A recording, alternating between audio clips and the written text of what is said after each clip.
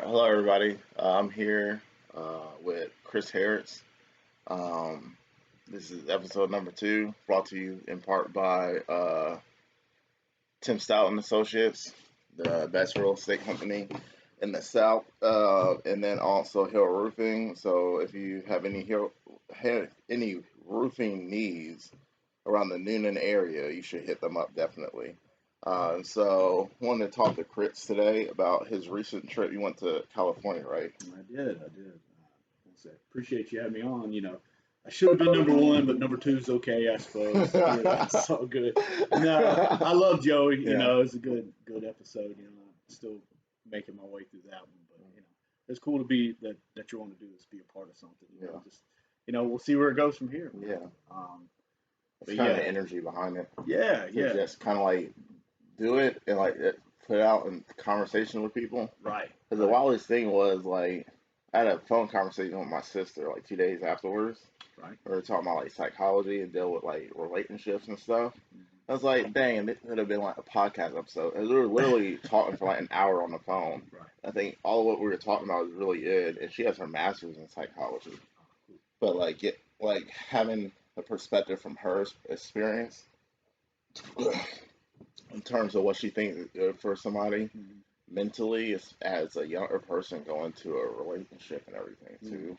Um, Dealing with like sibling stuff is what brought up the conversation. Right. You know? Yeah, hey man, that's the cool thing, with the age of access. Mhm. It's like you got Instagram, Facebook, and now anybody Yeah, it can do a podcast, and yeah, do stuff and get out there, and whether it doesn't have to be a huge hit, but yeah, it could be something that's even therapeutic for us. yeah, It's like you get in different guests, be friends, and yeah, then you know.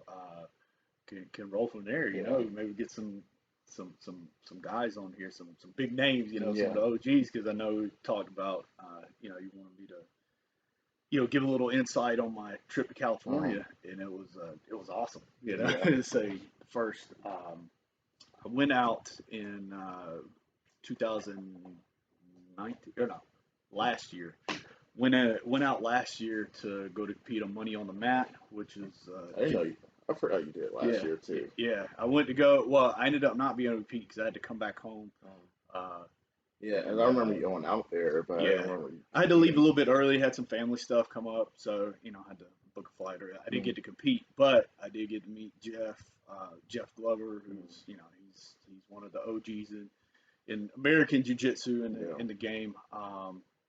He very hospitable.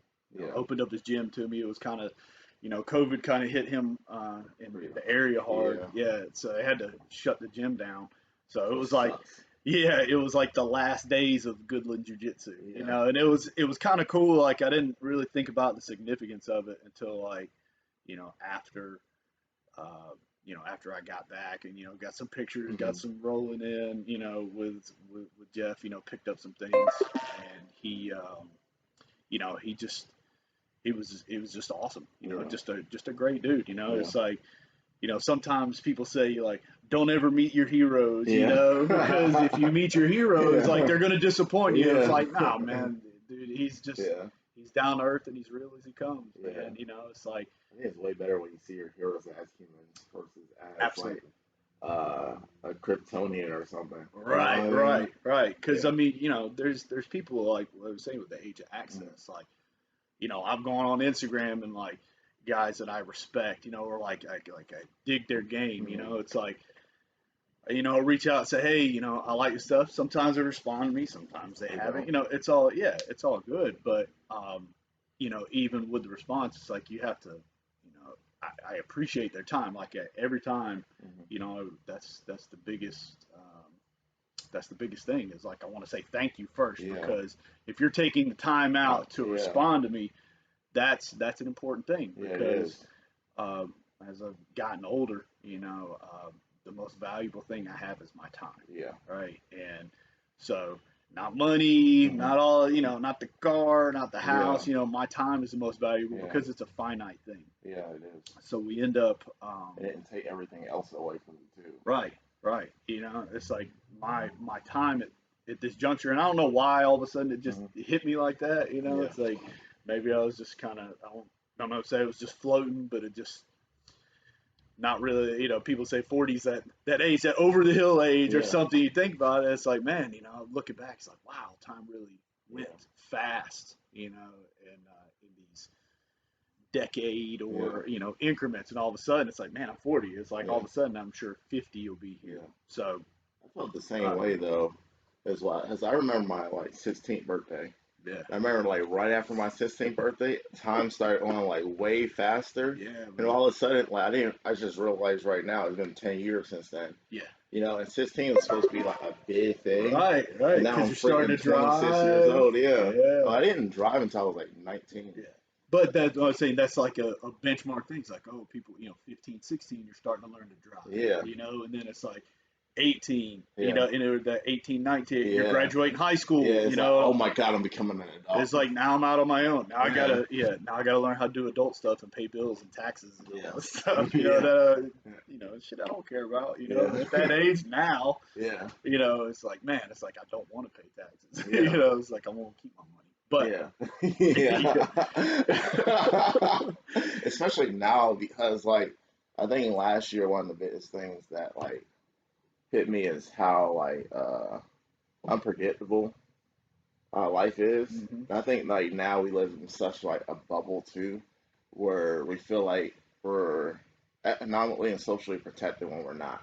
But then on the flip side of that, then we have people that like treat nowadays as way worse than it used to be too.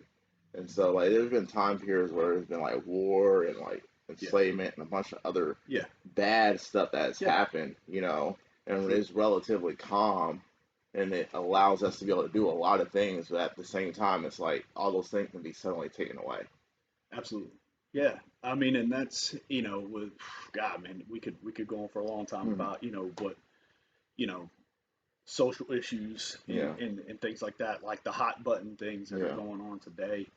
Um, and it, really, it's like there's folks that are like, mhm, F America and all this, and that's, I was like, but really, we have the most opportunity for advancement yeah, here, no matter who you are, mhm, and it's like if we get out, like I had the opportunity, I spent 10 years in the military, mhm, and 6 of those I spent in Germany. yeah, So I got to go out, and see other countries, and there's things that other countries do great, yeah, but there's other things where it's like they don't have the freedom to do this, they don't yeah, have that, it's like they are, you know, we are, it truly is still the land of opportunity if you want it to be. Now, I'm mhm, not saying that, we don't have our issues, no, that we don't have, that we yeah, haven't had, everywhere. yeah, When you look at the span of human history, yeah, there's dark stains on yeah. stuff, I think it's like similar to like family though. Yeah, 'Cause there's always like an image of what you think a family is like. And I think I don't know. I think Joey brought it up in terms of how like people put like an image of how their family is on Facebook, and then they hmm have their issues too. yeah, I think you always have to realize the good and the bad yeah, in order to progress. I hmm think that when you throw a shadow or something over the bad or whatever, hmm then you can't like realize those things, so you can actually make those things better versus those things compiling, and then all of a sudden that yeah, shit hits you in the future. yeah, You know? right, yeah. I mean, we can't ignore, like I said, we can't ignore in American history like Mm, what we've done or had to deal with, and where we progressed mhm. from. You know, are things perfect? No, No. but they're, people now want to associate with people that are, uh, they want to say you're a nationalist, or you Yeah. want to say, whatever else. Like, I you know served my country in that sense. Like, it ended Mhm. up being like, it started out as something like, hey, I wanted to Yeah. go this to learn a job skill, Yeah. join the military. I do have a family history Yeah. from, my dad, my, several uncles, great uncles, grandfathers, and stuff that served in the military. Um, I didn't know really what it was about, but then when I get in there, it's like not so much an indoctrination in that sense, but you realize like, hey man, we there's a lot of good stuff that came. I was like, and if we truly believe what we can be, Mhm. and what we want to be, Yeah. then that's the good thing. Yeah, there's ugly sides of stuff, Mhm. and people want to focus on the negative and stuff like that, but it's like if we're holding on to to things that were, Yeah. we can't. get to where Yeah. where we want to be. Yeah. It's like me holding a hot coal in my Yeah. hand and expecting you to get burned. Yeah. It's like it's not going to happen. Yeah. It's just going to continue eating me up. Yeah. So I mean, I don't have all the answers, Yeah. but it's just a perspective. I don't think anybody has all the answers. Yeah. I think when I was younger, that was like the arrogance of my younger age, Mhm. thinking that I knew the answers to things because I learned so much about like history and culture and stuff. Mhm. And then almost like it made the way my life was set up when I was younger, it made me feel I was in a movie, like the Mhm. main character of a movie. And everybody kind of feels like that to a Mhm. certain extent, like the main character of their movie, you know? Mhm. But I Mhm. legit felt that way, like the Neo or something like that. And then something hit me where I just felt like, yo, I don't know the answer. I don't know how this is supposed to go and Right. how this story is supposed to end at all, you know? And I feel like there's a sense of freeing in that, but then there's also it allows you to learn that much more Mhm. and see how things like are supposed to like dots that are supposed to click even more. Because what you just said reminded me of a symbol that comes from West Africa Mhm. called Sankofa. And Okay. Sankofa is like a bird that looks backwards while walking forward, you Okay. know? And it kind of reminds me of what you're talking about in terms of how things haven't been the best in the past, but you have to look at those things and recognize those things in order to go forward and not make Mhm. the same mistakes too as well. Versus, I mean, life is kind of like a constantly progressive thing where you're supposed to learn. And it also reminds me of a saying that this elder I knew growing up said. And he said that you can't have order without chaos because then there's no growth. Right. You know, there's supposed to Right. be a little bit of chaos to your life, Absolutely. you know, but Yeah. then it's all about the person that tries to actually like fix those things and learn from those things Mhm. versus having the arrogance of like acting like it never happened. Yeah. You know, Yeah. True. yeah, you can't Very like true. throw a Yeah. There's somewhere in the middle. Like there's more, and that's the thing. Like probably the way you and I think, and can have you know, coming from two different mm, backgrounds, can still have conversation. yeah, There's a lot more people out there like us than we think. yeah, Than whether that's what's put out there, and it's like whether mainstream media stuff or even on mm, your social media things and platforms. yeah, Like there's folks that would lead you to believe that this is just the worst. yeah, Like this is the worst era and time, and everything is just horrible and yeah, everything sucks. And it's just it's what you make of it. yeah, It's like it's definitely a mindset thing, mm, and not saying there isn't stuff that can be changed, and done differently, whether it's you know uh, things to help those that are more disadvantaged, mm, or still trying to what across the board, no matter what color you are, mm, um, to be brought into given the same same even playing field. And I yeah, said there are changes, but at the same time, with like you said, without chaos, with a little struggle, there's not growth, and yeah, that's with anybody, yeah, and that's I know trying to bring it somewhat full circle. It's the same thing, bringing me into the door, yeah, making me finally walk through the door at yeah, the gym here, yeah, that I I had a rough go of it, for a little while, like my last few years in the military. And I well, had some situations happen, was involved in a unexploded ordnance incident, oh, and mm, I hit my head. yeah, I didn't address it, yeah, right? Because I was not necessarily like super macho guy, mm, but it was just like kind of the ingrained thing. It's like we right now, the one of the hot topics is the drawdown in Afghanistan stuff. yeah, That literally all that from September 11th when that kicked off, I had been in the military maybe 6 to 8 months at the time. mm, So now and I was a young man going in. yeah. That was me as brand new and How old were you when you went let's see, 19-ish, in? 20 years old. So I would be retired if I would have stayed in. I got Yeah, out after 10 years. Um, what's this thing? Um, So I hit that 10-year mark, and it was a choice. It's like if I didn't get out, I wouldn't have the family that I have now, the Yeah. life that I have. So, but there's other times where I'm looking like, man, another 10 years, and I would Yeah. have had that retirement, so to speak, looking at logistically, that's a benefit. But the drawn out, I mean, 20 years, 20 years Yeah. That's a long. of war, Yeah. of sustained operations, stuff needed to happen, Yeah. needed to draw down. But the way it's been going is it's been crazy, So I, I had some situations in the way the military, and Hmm. just things in general is like, and even some of it growing up is like, all right, don't your mental health aspect of it is like, don't worry about it, Yeah. just suck it up and drive on. Yeah. That's the way it was always. Suck it up, drive, drink water, take Yeah. some ibuprofen, keep Yeah. moving. So that really was kind of the mindset. Yeah. So it ended up, just kind of going along with that. And externally, I felt, I was still good at my job. Hmm. Like I was a fireman in the Army. I've been a fireman still after getting out. Um, on the surface, that's trying to be good at my job, Yeah. and focusing on that. That helped me continue to go through. But, on the backside, I was drinking, drinking more, sometimes drinking solo, like basically being an alcoholic, Yeah.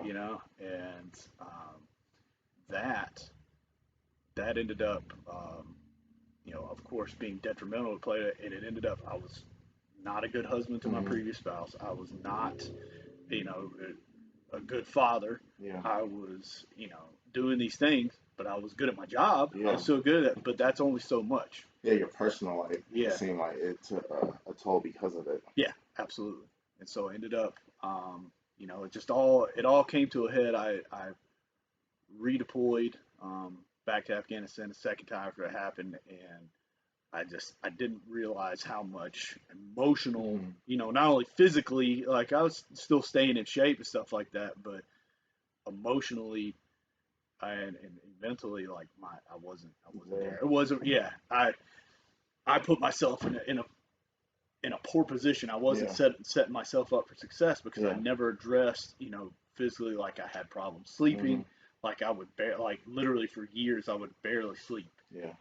and that caused reaction, or I would go several days with minimal to no sleep, Sleep. and Yeah. then one day I would sleep like 14 hours. Like Yeah. my body's just like, all right, Yeah. Shut off stop. mode. Yeah, and that's so unhealthy. Yeah. It's just so unhealthy doing those things. And it took basically having a break, hitting that point where I got crushed, so to Yeah. speak. Um, and I had some problems going on Yeah. with my marriage, while I was deployed, and that coupled that with my own personal stuff, Mm. like it was just I was felt like I was getting hit from all Yeah. angles. It's probably felt like things like compiled. Yeah, You know what I yeah. mean? So I took, I mean, my last probably year and a half or more, I was in what they call a WT, a Warrior Transition Hmm. Unit. And so it was like you go there to heal up and get back to the fight or transition out. Is it physical healing or like mental healing? Both. Yeah. Like they had people with some physical ailments. I ended up, I mean, my knee was messed up. I Mm. did have knee surgery, but a lot of it was the mental Mm. aspect of it. And I had to do a little bit of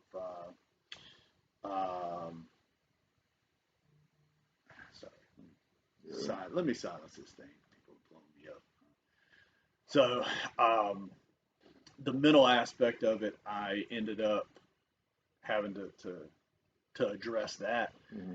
and it was rough. I ended up having to do a TBI clinic, Yeah. which for traumatic brain injury, I had to do like a little bit of recovery with that to try and get because I was having trouble um, remembering things, Yeah. and having trouble like speaking Yeah. better. Like I was kind of, Yeah. and if I'd get stressed, I'd be like, and just kind of like almost just like shut down, Shut like down yeah, mode. and just get to where I can't articulate myself. Yeah. And sometimes I still get a little wonky, but it's much much better. Yeah. I've been trying to continue because you can heal, your brain can heal from that. So decided to get out. Was working. and I probably drove by, I remember driving by around the county here, going somewhere, Yeah. and cut through here and saw the sign. I was like, Yeah. man, I should probably go in there because it was something that I wanted to Yeah. do because I was training MMA at a small gym in Texas. Let's see, that would have been, let's see, oh gosh, I'm trying to think, maybe 2007, 8 time frame. Wait, were you training like all aspects of MMA, or were you doing jiu-jitsu just then? No, I wasn't. That was great. It was a really small gym. Like we were doing MMA, and we didn't have someone, like it was just me and another young kid there, and it was actually the dojo was like one half was the MMA side, the other side was a type, but it was Tong Sudo, which is like I've heard of Tong Sudo before. yeah, akin to Taekwondo, Yeah. So the gentleman that owned the gym, he he just brought some people in to help with boxing, and it's like what wrestling background that I had, it was like we worked with that and stuff, and this that, and the other, but there was only one other jiu-jitsu place in the entire city. And so I ended up I never made it over there because it was kind of expensive. At the time I was like, man, it's a little expensive, and in this place I was giving them like $20 a month. Was it like the early 2000s? Yeah, it was like 2000 and let's say, probably 2007-ish. I think nowadays people are very fortunate. Yeah. Like jiu-jitsu has very much exploded in the United States the last couple of years. You know, like the expansion of be able to like this of schools period has grown like so much, but like you also have to like factor in where you're at too as well. Because some places it's like a lot harder to have a school, like financially wise, than others too. But then not only that, like you also have to think about like based off the time period, how many like available higher belts there were, So based off of where you're at too. Absolutely. Yeah. It's crazy. As far as that. So there was one guy that kind of popped in and out of the gym, like he trained over at the jiu-jitsu place, and and what I could say at our gym, we were in fantastic shape. Our fitness was there, so we could like skill wise, really wasn't it wasn't terrible on the ground, but it wasn't. I mean, we didn't have a black belt in jiu-jitsu. Striking, like kicking, punching. I watched videos too about that. No, really wasn't a whole lot available. Not like to have like other than like UFC stuff, you can see here and there, and you can get on YouTube and watch some things, but it really wasn't a lot of, I guess it just wasn't in the mindset, or just wasn't, thinking about that. It's like you're thinking, okay, we could do enough wrestling, but it was a fun time. It was a really fun time. Enjoyed doing that. It was very, it was therapeutic in that sense. So I, fast forward to, 2011, I get out. And I'm driving by. I mean, I can't even tell you, hundreds of times probably drove by this place.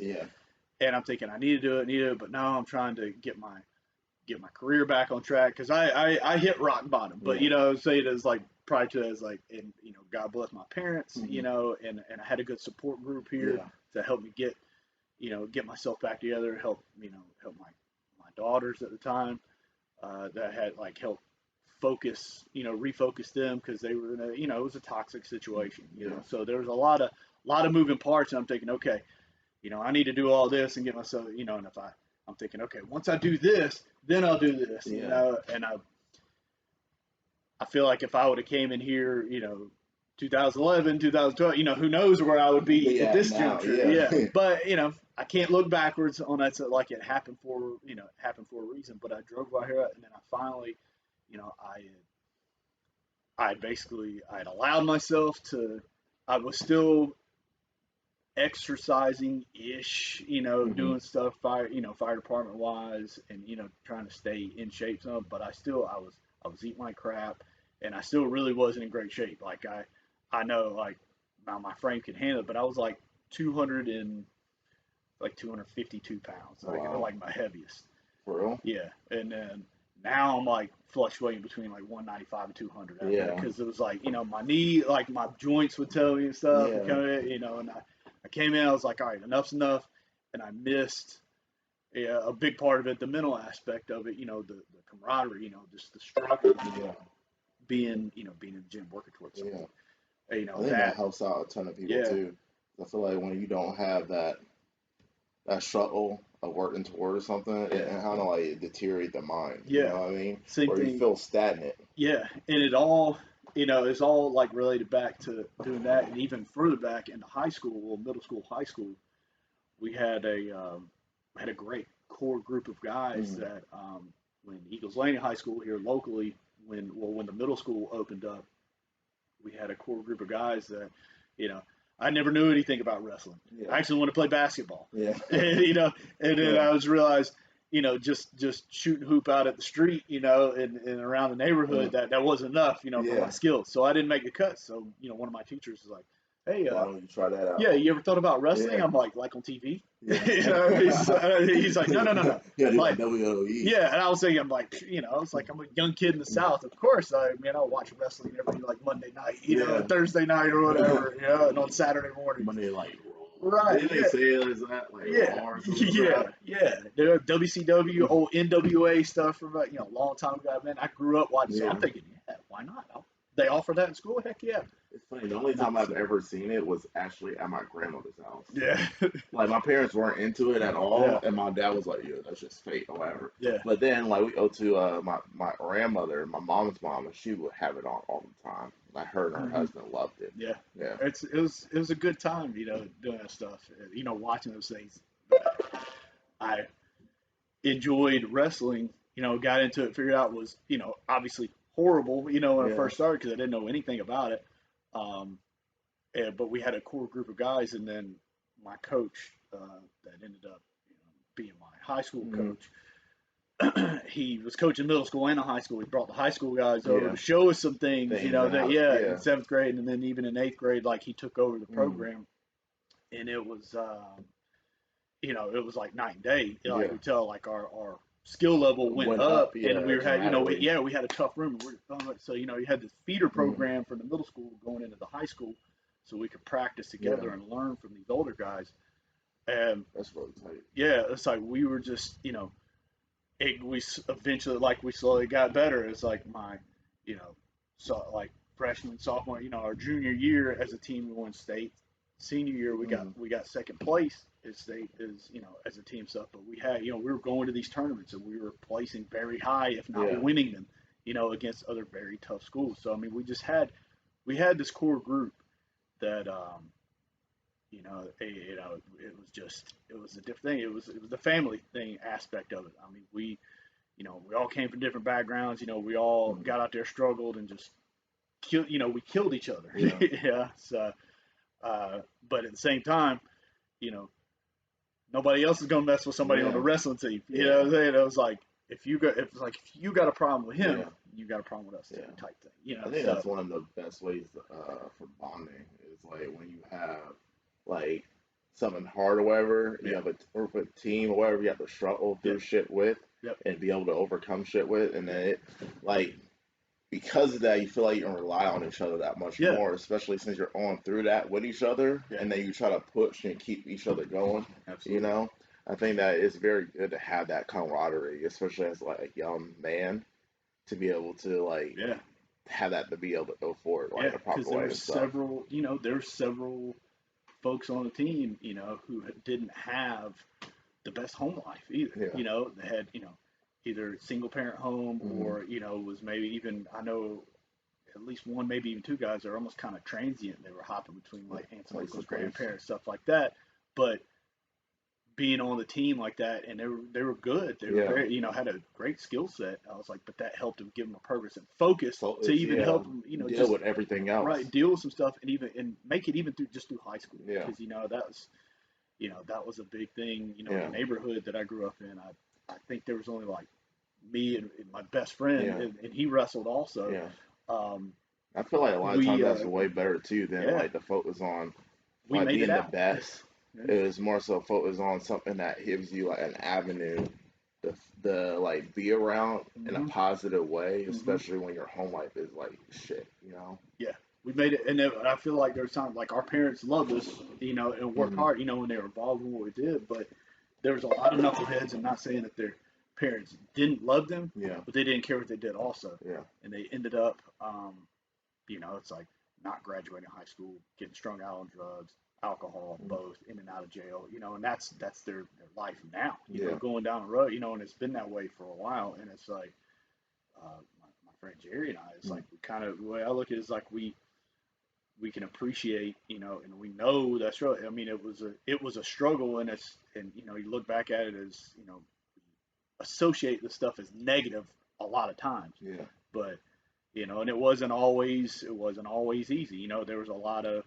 stuff coming from different angles of things to do, Yeah. and end up that gave us purpose, direction, Yeah. motivation, and our coach, uh, fantastic man. Still coaching to this day. Like he said, he was going to retire Yeah. probably 20 years ago, Yeah. and he can't help it.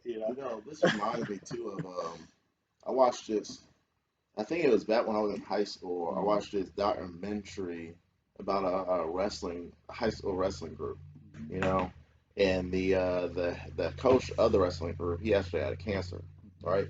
And he had on his wall in front of his bike, when you stop moving, you die, you know. And so he had like a lot of the kids on there with similar situations, some with a steady background, like home life, some not, some even with good parents, but they're just mentally wasn't there, you know what I mean, or like dealing with mental struggles and stuff. Yeah. And I know like one of the kids, he got strong. He was already dealing with like drug issues. Yeah.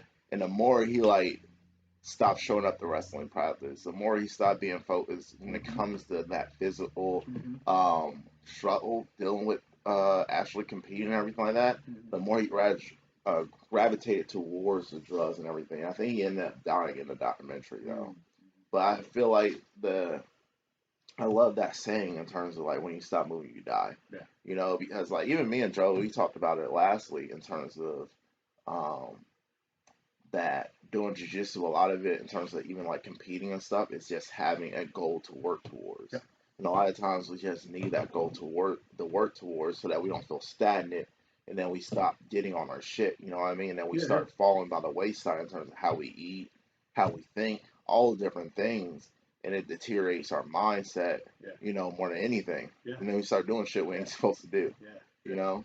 Man, it's crazy. Like the disease of the mind, and it's like how much that affects into everything else. Physically, it's bad for us. And then it just starts going into these poor habits. And once you do something the same way for so long, it becomes a habit, good or bad. Yeah. So man, it just I missed that stuff. And then I was training some MMA. Yeah. I was military, and then get out, and I was like, all right, I want that again. It's like I kind of hit enough's enough, and I feel, so we'll say I've been training, let's see, 3 years now. So last year a little more intermittent due to just shutdowns, trying to get in whatever we could. Yeah. So the 2 years, and I mean, the progress, like physically, just overall, that's what I was like. That was my initial goal. It was like, I physically wanted to be more healthy, change my eating habits again, back to normal. Now, like I always like for my job environment, I do like to have a little more weight on me just for some of the stuff that we do. I feel like that helps. Yeah. But I could still realistically, if I was really clean on my diet, I could probably get down to 180, 185. Like I said, I'm hanging around 200 pounds, because I just, it's still sometimes on my mindset, like I like to eat, Same here. I can't. I tell people all the time. I say I can't help it. Yeah, it's like I say I can't help it, and I 100% can't help it. I'm just, on some of these foods, man, a week. But I think me is part of it is like finding the balance of enjoying life and not dealing on myself for like enjoying food. But then it's like I have to eat for a purpose, but then at the same time, also part of that purpose is to enjoy like life, Right. Because life is like a struggle, but then you also have to find the joy in the struggle. However, otherwise it's like I think it makes it way easier to hold on to weight too, Yeah, because like one of the aspects that causes you to hold on to weight is stress. yeah. You know? That balance of enjoyment and not making this, it's like you you Yeah. you are staff here at the gym and essentially full time competitor. You're doing all stuff. You had a couple fights, what I'm saying. And the biggest thing is, and I still, I hear it all the time. I hear it from professor, hear it from a lot. It's like never, and I mean, I've heard this better part of my life. Don't make it not fun, Yeah. because when you don't make it fun, then it becomes a Yeah. job. It becomes a chore. It becomes a chore. And you get Yeah. disinterested. I That's know that work. That's 100% for me, and it's kind that's of like, something recently that kind of started happening to me. Was where I had to pull myself out of thinking of it as a chore mm-hmm, and thinking it back to like what I enjoy. You know mm-hmm, what I mean? And I think part of that is just because I'm going through kind of a phase where I want to learn more, learn more about jujitsu. mm-hmm. You know what I mean? And not necessarily like just do jujitsu, Yeah, and like win yeah, roles or whatever. But I like being a role and I'm trying to figure out things in terms of yeah, what I can do to control somebody's body that much more right, efficiently. And a lot of times I have to slow down and look at things, and I might like lose or whatever because of that. yeah, But because of that, wanting to do that, but then when I did push out of that or whatever because of my ego, wanting to win or whatnot, then I mm-hmm, don't know, it turned into training as a chore, mm-hmm, where I didn't enjoy it as much, mm-hmm, but like I'm trying to make those like mental checks and balances where mm-hmm, I go into stuff mm-hmm. enjoying what I'm doing. You know Yeah, what I mean? yeah, And so like today when I trained with Justin, I was trying to smile or whatever and enjoy yeah, actually the suffering right, because like I've always loved exercising, yeah, you know, and I'm not trying to exercise because I have some like not just because I have a goal like in mm-hmm, the future to be like one of the best or whatever. Like mm-hmm, I love exercising, I love the feeling. And so instead of doing thinking about the goal all the time, like the future goal, mm-hmm. thinking about just now in the present moment, doing this because I love the shit. And that's where it all originated from. Yeah, Because I'm trying to do it when I'm an old man yeah, too. And me doing it as an old man, I'm not doing it to be a world champion. right, I'm doing it because I just love doing it. I love right, having to go through that struggle and making my body right, stronger and yeah. better. And that's where I'm trying to, for myself is like, yes, to do that, but I'm also trying to reconcile because it gets different, Yeah, starting off, getting back into this and essentially attempting to be an older competitor. yeah, Like I'm not like I try to keep it within reason. I'm a I'm a blue belt. I still yeah. suck. It's like I've been We all put in suck perspective. relatively. I But suck. no, you Yeah, know what I'm saying? It's like it's funny because like that's why like I consider Jeff, God of a friend. We talk, yeah. about stuff off it, and he kills me.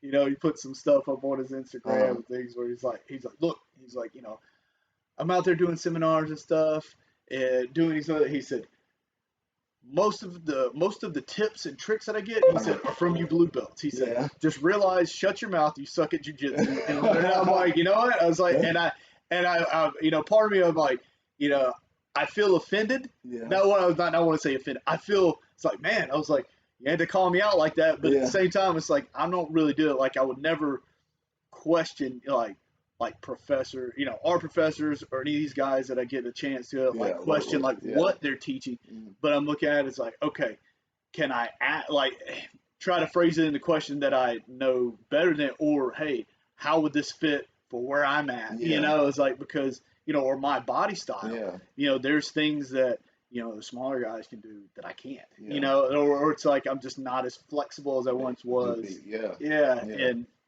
and even just these the kids stuff or younger like they're just retaining this information Mm. a lot faster like little Yeah. sponges and stuff it's like it's wild so I laugh about that and it is funny but I try to I mean, that's very much a real thing, though, in yeah terms and of how it's you like have to change your style based off of right your body type and what your body is willing to do yeah and not willing to do. and I'm trying to do better about because some of the things that there was like these rules for the judo, it's like you're a blue belt, you suck. But it's like don't stop in the middle of a roll and give somebody. I was like, but I have been so like I came to a beginner class just because what Yeah. I could make the other day, and there's guys in there that maybe had a couple of classes in already, and we're going, and they're like they're doing some things, and I didn't stop, and they were like, okay, and they stopped rolling, and they asked me, and I'm like, okay, this is what I think. I was like, but I always the first like, ask professor, you know, I was like, but this is what I'm seeing. I was like, just from my perspective, from this position in the role, I was like, and I'm always quick to like, look, I don't know everything, you know, by you. I was like, it's a lifetime of learning. There are some, like, I've seen some white and blue belts where they will stop somebody else, you know what I mean, and will tell them this, that, and the other, or they start coaching from the sideline too. And I think the problem with that, especially some of them or whatever, is they can give false information. You know what I mean? And then they're telling people to do this and do that. And, you know, I'm kind of like, I stop on the side. I'm kind of like, yo, dude, stop talking. It's like, especially if you're like a white belt or whatever, and you haven't been doing it for like that long, you're starting to coach another white belt, you can be like hurting them more than you're helping them. You know what I mean? And so, like, you also have to think of the process in terms of somebody's individual development. A lot of that is actually you discovering things for yourself. So like me as like a coach, like everybody has different coaching styles, but like when I work with the kids, I don't try to coach them throughout their role. I try to observe what they're doing or whatever and allow them to think about things within their role and put the dots together themselves so that, and then afterwards, then I'll be like, oh, hey, you could have done this, or you could have done that, or when you did this, do that instead. You know what I mean? Because I want them to develop their jiu-jitsu versus them developing my jiu-jitsu. You know what I mean? And a lot of part of that is them like thinking for themselves within that role, and then asking questions afterwards, or me giving them advice afterwards.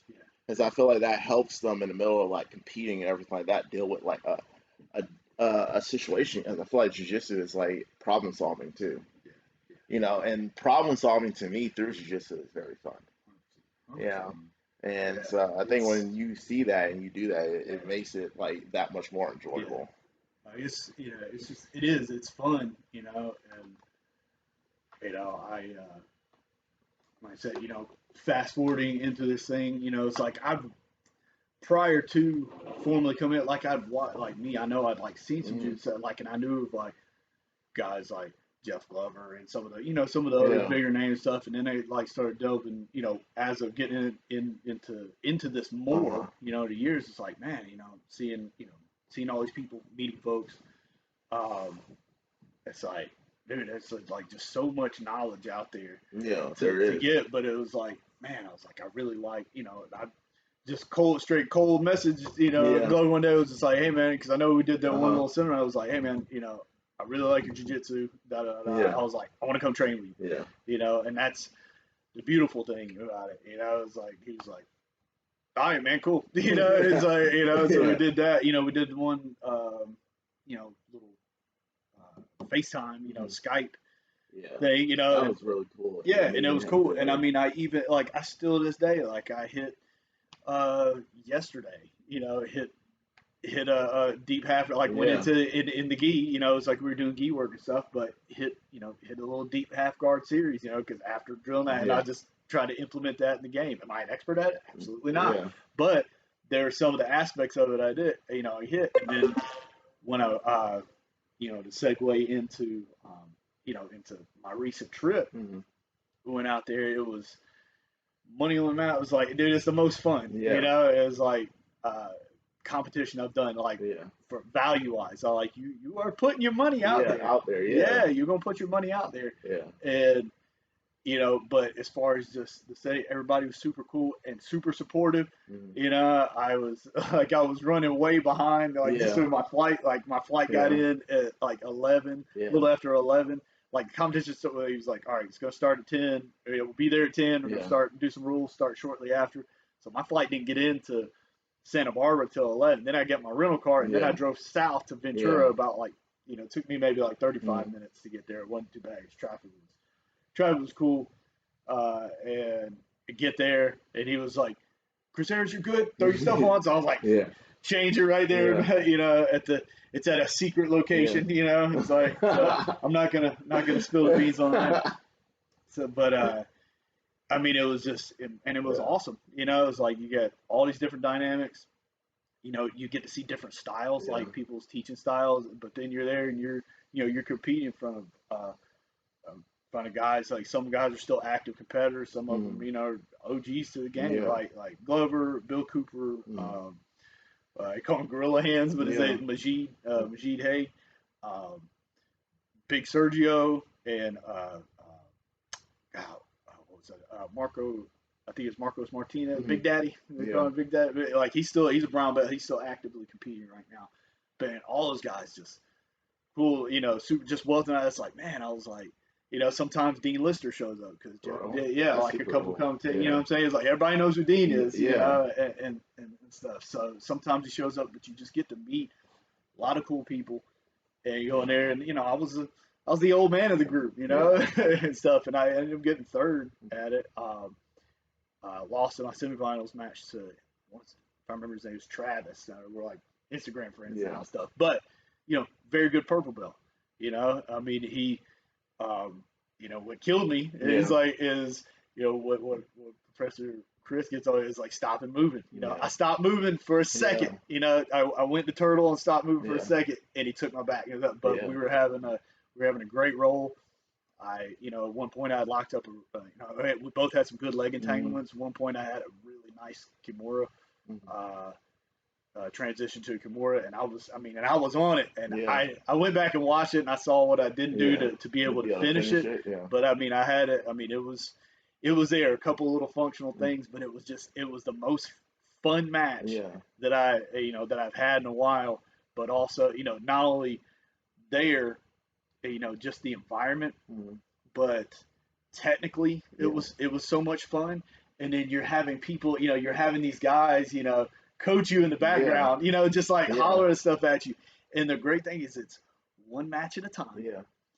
Everybody focused on you. It's like there's no other competition you're gonna have where it's you're right there center stage and everybody you were the like it makes you feel good that your match at that moment is the most important thing that's going on in the room. Because it's like going to help out, and you've done it too. These even not talking about IBJJF or the new breeds, all that stuff, but you got like 8 mats. And a lot of times you got maybe one, maybe 2 coaches, and you're just running around. It's like and sometimes even for the kids, you got multiple kids going on once, or you got multiple adults going on once, and you're trying. Coaches are getting spread thin. That's one of the things I like about a lot of. I've seen at least one gi comp doing that, but a lot of like no gi events where it's just like y'all two there, and even if it's not like a huge event or whatever, but it's like in a gym or whatnot, but it's like you and the guy you're on the is there or whatever, and it's just y'all two or whatnot, and it's like it's a lot cooler too. It's real like the smaller competition, like it's an intimate thing, I guess, if that's the best way to put it, and just everybody's cool. We had the food set up out there. You get done, you want to drink some beers, whatever. California it's legal. Like, dude, there's people in there. They're just hitting the bong or hitting the joint. As you're like, stuff, and I'm just like, man, I was like, I can't partake. It's like, I was like, I'll get fired. For my job, but it's it's just awesome, and I recommend doing that because I to I guess to come back to some of the some of my point, like because meeting people, like you say, meeting your heroes, so to speak, and then even meeting more people that say like I got to meet Bill Cooper, Bill the Grill. Bill's been he's not actively competing like he was. Can you do like a private with him? A couple. Went and hung out with a couple times. Did got some couple rolls in. I mean, it was eye opening. It's like it was literally. He was flow rolling with me, and stuff. But he's got the mat set up in his backyard, and he's doing it, and it's cool, man. Like you just pick up, like you see stuff that he was doing. It was like anytime I get to hang out with Jeff, and pick up, like I'm always picking up stuff, and then and I feel like it's important. Like anytime there's a sale on BJJ Fanatics, it's like I pick up the stuff till I could go back and watch it.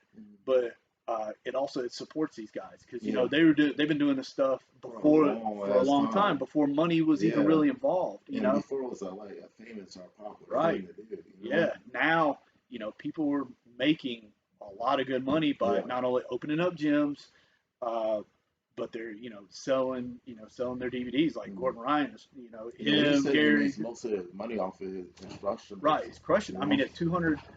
If you pay full price for it without a deal, they're like 200, anywhere from 250 to sometimes like $297, in there. And that's a lot. I mean, not saying it's not good information, but you multiply that times how many thousands of people are buying it. Not just here in the United States either. Yes. All over. Yeah. So, it's important to, I feel like to support these guys, because this, like the information that they put on there, it's their life's work. Yeah, it is. Like, like say one of the first early on ones that I bought was, after all, like I bought his deep half guard and stuff and worked that, and he's like, now it's probably like between him and Bill and Pete the Greek, they've like those three, they probably got like 17 instructionals a piece, doing stuff. And it's like, man, I was like, it's like, I only got so much money, but I try to collect, these things. It's a support thing, but there's so much good information. You can see different styles, coming from even different lineages. It's like, how our style kind of looks is somewhat modeled after Professor Ruiz and Chad, but it goes up to Professor Travin. So man, it's just, it's so wild that I didn't think I was gonna, I'd ever be doing that. It's like, it gives me a chance to go out and enjoy life. It's like, I enjoy putting the effort in. I enjoy, trying to not be a completely terrible blue belt, but I also enjoy going out and making these relationships. And bond. It's like, man, it's like, I'm not gonna stop doing what I'm doing, but I know it's gonna be a good minute before I see black belt. That's realistic, but I don't want to quit doing it. I don't want to not ever not compete. I know I feel like I have to be choosy with that, based on just wear and tear. That I've had on my body up to doing this. But it's like, at the same time, I'm stupid enough to not quit. I think it's like, it shows how much you like it though. Yeah. You know what I mean? So I feel like if you like something so much, you're going to put in that sacrifice of time and effort. But when you enjoy it, it's like you said, like we were talking about earlier, it's not work or whatever. It's like a hobby. You know what I mean? And I think that jiu-jitsu is very good at something to keep as a hobby within your mind in order to keep on trying to get better at it. Yeah, and one thing, because one thing I found across the board from any of the guys' instructional advice, any of them, all right, they never, when they're doing their stuff, they always say training partner. Yeah. They never say opponent. Yeah. All right, it's like, oh, my opponent, because it's like opposition. Yeah. It's like, no, it's my training partner, and that's what they look. I was like, they're like, okay, if my training partner does this, and I was like, so getting into the deep dive, stuff. Saying it's like, well, who's the opponent? Really, I'm the opponent. Yeah. I turned that internal. I was like, I'm the opponent. It's me battling against myself. And all this other stuff. The other person, my training partner, it's like, it's not really, you get rid of that win or lose stuff out the window, and your progress is so much happier. Yeah. Because if I'm coming here, it's like, this is my training partner, and I don't have that ego in here. It's like, I don't have to win every roll. I've got to do this. I was like, if I'm winning every roll, then or attempting to win every roll and going after somebody and doing it, like, okay, I know there's certain skill sets that I am good at. And if I keep working those same things, and not expanding out, then it's like, I've become, one dimensional. I was like, gotta allow that vulnerability, which is like, me, I'm terrible at pulling guard. I'm working on it. Or attempting to work from a seated guard or even pulling guards. And it's like, I'm better at on my feet going for takedown into a pass, into some sort of scramble set, because that suits my previous wrestling skill set. But if I'm always doing that, you're not getting better at every aspect of it. No, man. It's like, you get stagnant. And then I even think it's somewhat, mentally, I know I would get bored. Yeah. You know, like Yeah. That it reminds just. me of that anime, One Punch Man. Hmm. How he did Yeah, so he's good or just like whatever. one punch Yeah, again. I know. That crap really is boring. I love that joke in Yeah. terms of like because like in every single anime, the main character wants to be like the best or the strongest or Hmm. whatever, and they train their ass off in order to be that way. Yeah. But then he actually gains that and that like in a Yeah. very like rudimentary lame way or whatever. Hmm. He didn't do anything special. Yeah. And then he whoops everybody with one punch. Now everything is boring. Yeah. And then he has like no passion in what he does anymore. Cause it's like it's whatever. You know what I mean? Yeah. It's like the struggle makes things a lot more exciting, Mhm. in life. Yeah. I mean, it makes things a little bit more cooler, and then you look back on it, and then you're like, oh shit, I went through that, and then I was able to overcome that and actually get to where Right. the fuck I want to be at. Right. So it's like I started, it's like then I started this doing it for me, Hmm. and then now, I get, I have my 14-year-old, Yeah, it was like, and then I have my 5-year-old, and then I yeah, have a 4-year-old. She's right on their heels wanting yeah. to do it, Want to do? Yeah, but, as a parent, aspect of it is like,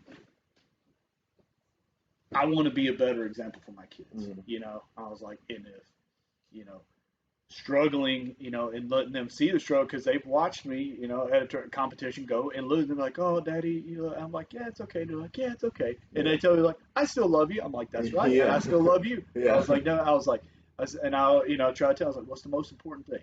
Like having fun. I was like, "That's yeah, right." I was like, "I want you to do well." yeah. I was like, "But I want you to do well and have fun." Fun. I Yeah, was like, "Don't stress yeah. about." Enjoy the process. Right, Yeah. right. Enjoying the process, and and it's such a good thing at this juncture because I think Lily and Michael both have been doing it maybe like 8 months. Like Hmm. I see their Hmm. progression. Like you know, being 5 years old is only it's still a lot of flopping and rolling around, but I see his progression. Yeah. And then Lily, she's legit. Things are starting to The click clip. more and things like that. And she's coming and doing stuff in the adult Yeah. class. And having Chad and even Professor Chris come and say like wow, he's like, I was like, she is. I was Yeah. like, there's some things where it's kind of like, Yeah. but, with us being able to be, trying to be consistent, Yeah. it was like seeing that progression. I I'm think like, that's awesome. consistency is better than pressure for children, Hmm. because I think one of the biggest issues is like when parents put too much pressure on Yeah, yeah. their kids to succeed or to like Hmm. do super good or whatever. Hmm. They're like, no, they need to enjoy the process, Yeah. because like then when they actually get to an age where they can decide whether or not they want to do it, they're probably not going to do it. Yeah. We had one kid. I'm not going to name no Yeah. Yeah. names, Yeah. but literally like his dad, like we had a problem with like sideline coaching with parents for a second, Hmm. and his dad would be like highly aggressive and would pressure his son every single role that he did Hmm. in practice. I'm like, this is practice, like Yeah. it doesn't matter, like That's right. they're here to get better and that's it, Yeah. and to progress and enjoy and have fun in what they're doing, you know Hmm. what I mean? Because it's a long-term development thing. That's why, like, I love the fact that a kid can't be a black belt in jiu-jitsu. Like, I think that's one of the major things that draws Yeah. me to it mentally. Yeah. It's like, why do you need a Because black belt as a kid I've seen some of these in places like, anything? well, my 13-year-old's a black belt. Yeah, I'm like, yeah. nah. Like outside of ego, why does a kid need that? It's like, no, let them wait and like Yeah. over time develop or whatnot and just enjoy, because then it becomes something ingrained in them that they want to do over time throughout their life.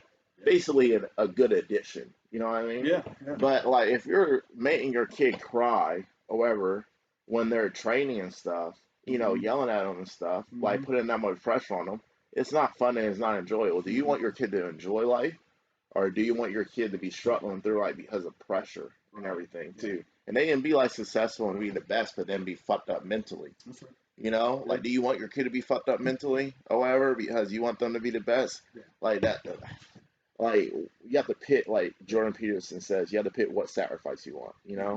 or they can be the best or whatever and still love that shit, Hmm. and do it for a long time, Yeah. you Yeah. know? Yeah. Because like I said, I've reached out to several between people here at the gym. You guys here at the gym, but then like I said, Ajax has reached out. It's like, okay, hey, how do you being as you've been in this game, this aspect on is like I know there's no like big secret ingredient, like there's no magic pill, no magic shot, no nothing that's really happening to get to this point. I was like, but how would you address, not like I've asked, is it kids, but also even, and like I've coached kids before, I've coached wrestling, and kids in wrestling, and even some adults and things like that as well. It's like, so me trying to bring it back is like, all right, me trying to still be active competitor, or at least what I would say, semi-active competitor with stuff at a little, starting at a little bit older age, and I know, every day I wake up and I feel like there's some sort of creak and groan, and I'm not dead, No. by any means. But It's no. like I'm gonna try, I'm gonna try to come out there, and I was like, I want to be competitive for myself. Yeah. But I also, it's like if I can come out, like say, it was like there's times where I apologize to you, and I'm like, man, I'm sorry. It's like I need to give you a better role. It's like I have to, it was like I understand where your skill set has greatly increased from where when I first started coming in here to where I could semi hang with you. Yeah. I could semi, and I mean, there's some things that I think areas I set, but as a whole in a full on role, it's not competitive. Yeah. I mean, I'm realistic about that because of your consistency and what you are doing, and that's the biggest thing. I was like, hey man, the consistency part, and enjoying the process. Pick pick some things that you want to do. Is like I do like doing gi and no gi, but I prefer no gi, and I can understand why now. Um, even more so, like I guess we would say early on in the progression of my jujitsu lifespan, that like the Gary Tone, all the high level guys and stuff that that are doing that are specifically like, okay, this is my skill set. The Gordons, the Garys, the Crayos, like this is what I want to focus on. And become experts in that area. Yeah. Not to say they can't throw on the PJs and still probably destroy, do great and have a lot of good information to help people, but that makes sense. I think it's also like it's timing. I think so. Like in terms of like the time to be able to develop. Like me, I love the gi. However, I want to shift into more no gi and do very good at no gi. You know what I mean? I do want to still do it at the gi, but it's like a sacrifice where it's like it's hard to develop in both areas or whatnot and split your time in both areas, especially if you haven't been doing this consistently since you were a kid. Yeah. You know what I mean? I feel like a lot of guys that do good in both consistently been doing it since they were like a little kid, or they're like a natural at it. You know, I'm not a natural at this. Like it takes me a lot of hard work and effort in order to get good at this. And so, like, for me, it's like I have to pick my poison. You know what I mean? Pick which one. But that doesn't mean I ever want to, no matter which one I pick, I'm never going to give up, like, the gi or whatever, because I still love training in the gi. I do think the gi has more wear and tear on the body than no gi. And I think people think it's the other way around because of laylocks. But I'm like, no, like, you can still laylock somebody in the gi or whatever. But the gi has so much push and pull, and so it puts so much pressure and shit. Sideways. Yeah. Like, I've been mostly injured in the gi or whatever. But in terms of just the progress I want to make or whatever, I'm more hungry in no gi or whatever.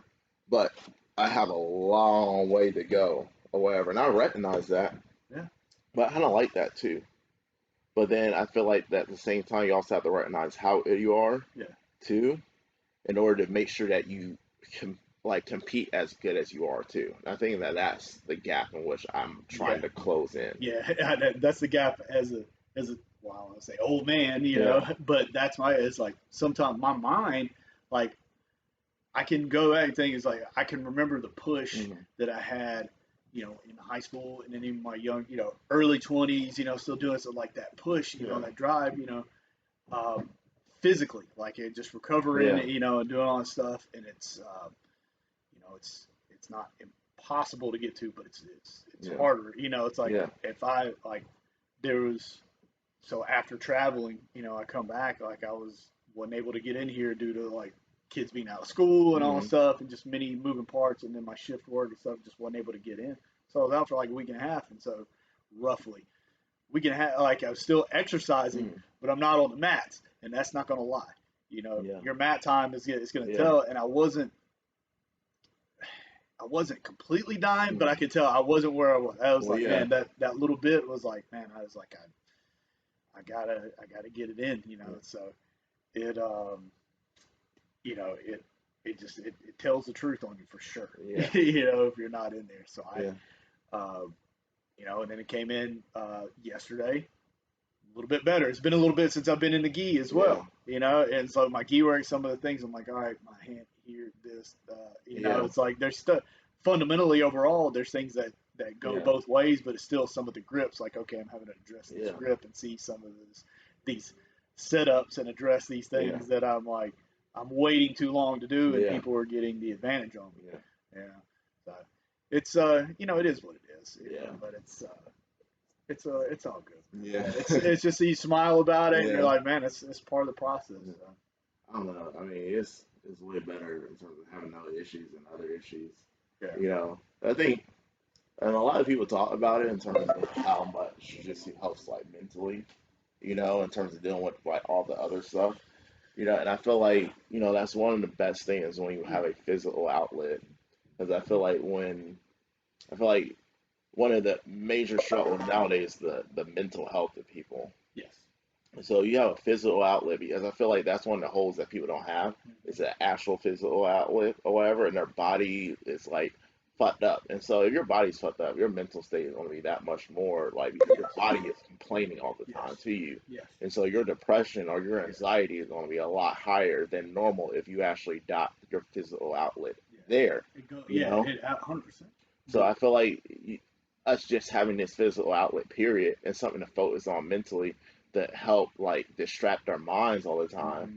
All the other stuff that might seem like that much more chaotic doesn't seem that much more chaotic. Yeah. You know what I mean? Like, and it helps put things in perspective, where like things don't seem as worse as they are, or whatever, or whatnot, or you feel like you have an avenue in which you always have to struggle in order to be able to overcome to get better. Mm-hmm. And so with life, it's the same thing.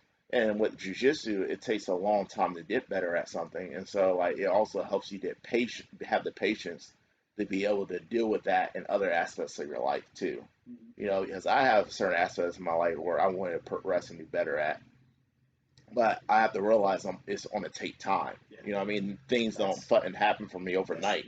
You know what I that's the mean? human condition in general, Yeah. and I feel like that's worse in America, Yeah. or anything, because we want the instant gratification. Yeah.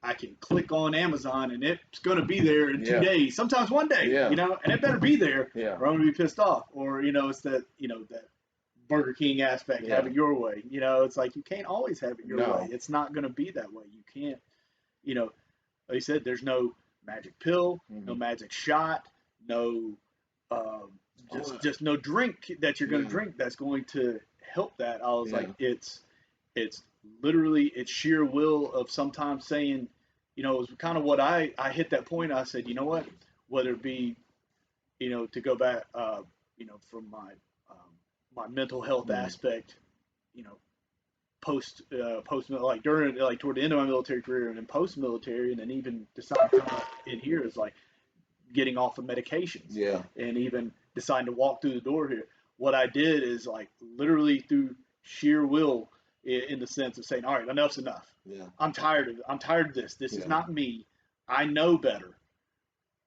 And like I said, the hardest thing was walking through the door and then signing up, and then it was like, all right, from there it's like, all right, let's go. Yeah. It's like giving that goal, like you're saying, like setting that goal of, okay, I'm signing up for this competition. I have X amount of weeks to get ready. That is my goal. And then Yeah. it's like, boom, another goal. So all of these little short-term Yeah. goals add up to the big one when Yeah. you look at the lifespan of it. We just, we want that thing, and we want it right now, Yeah. because if I get it right now, that's just going to make everything Yeah. better. And when when you get handed something Yeah. like that, not necessarily you don't appreciate Yeah. it, but it's not as appreciated Yeah. if I think there's an illusion around it. absolutely. It reminds me of like, I love listening to Joe Rogan. I Mm-hmm. forget who he had on that I was listening to, but he was talking. It was a college professor that Mm-hmm. came out with a book about comfortability, Mm-hmm. and then talking about how comfortable humans are nowadays, especially in America, and how it's more to our detriment than to our benefit, And one of the major things was that instant gratification. Mm-hmm. And he talked about he went out with a hunter in Alaska for like 33 days, and how like they went to hunt or whatever. He never hunted an animal Mm-hmm. before and everything, and like just being out there or whatever and not having that instant gratification help things be, like help put things in perspective for Yeah. them. A lot of things in Like perspective for were they them. like roughing it? Yeah, they were They're like having to, extreme roughing. yeah, they're So having to like like find their own water, get their own yeah, food and all that yeah, stuff. You realize, yeah, yeah. Like he said make that it took fire, them like shelter. 2 weeks to actually find. I think it was a elk or something like that they hunted, Mm-hmm. and like he wanted to actually like kill it, Mm-hmm. but he was saying he's having that mental struggle of whether or not he wants to put an animal down. But like the reality of it is, most of us kill an animal or something one way or another, Mm-hmm. you know. And even for people that are vegetarians, you fucking kill a ton of like plants that are alive too, that are functioning, that are living beings. You know what I mean? So there's no getting around that, but there's so many like mental protections put in place Yeah, nowadays so that we do not have to come with to yeah, terms with actually right. doing that, because everything's Yeah, pre-packaged for the most yeah. part. That's like you say that. Whether it be like people that are avid hunters, and then even early, like Native Americans, Hmm. or even native people to wherever, whether it's Europe, Africa, wherever in the world you're at. Yeah, But folks, for the longest time, we didn't have the fast food. Like I'm talking yeah, about go way back. but they appreciate things a lot more. Like you There's a appreciate, reverence that you have yeah, for taking the time. Like I'm doing it, and you appreciate. All right, we're gonna kill this animal, yeah, whatever, and we're gonna use every last part part of of it it, yeah, for for food, for clothing, yeah. for shelter, whatever. A lot of people used to actually even like say a prayer to the spirit of the animal Right, and also to the plants right, right. that they like, that they sacrifice life in order to sustain and keep their life going, Yeah, yeah. But the same thing happens in terms of when you're rolling with somebody, Mm-hmm, or you're in a competition. mm-hmm, It's like you're sacrificing their win for your win. mm-hmm, You're sacrificing their limb for you to do better, this, that, and the other. You know mm-hmm. what I mean? And you kind of have to appreciate the people That's right. that help you along the way in order to get that way. Absolutely. Yeah. No matter whether or not you lost or you won. Mm-hmm, Because they weren't there, mm-hmm.